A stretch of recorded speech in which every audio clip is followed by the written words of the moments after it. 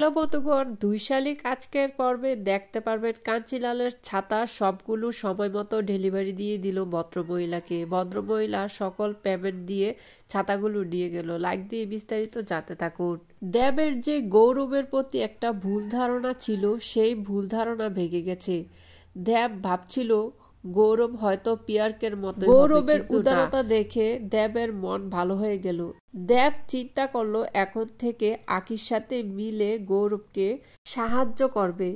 দেব ভাবে এখন যদি আমি তাদের পাশে দাঁড়াই অবশ্যই তারা আমাকে স্বীকৃতি দিবে। দেব যখন ছদ্মবেশে ছাতা কোম্পানিতে আসলো, ঝিলিক তখন তাকে অনেক ধন্যবাদ জানালো। বলল, তোর জন্য আজকে আমরা বিপদ থেকে উদ্ধার হয়েছি। তোকে অসংখ্য ধন্যবাদ। এর সম্পূর্ণ ক্রেডিট তোর। পিয়ার্কি কি জেল থেকে ছাড়া পাবে? অবশ্যই কমেন্টস করে বলবেন। আমার চ্যানেলটি সাবস্ক্রাইব করে রাখবেন নিত্য নতুন আপডেট শোনার জন্য।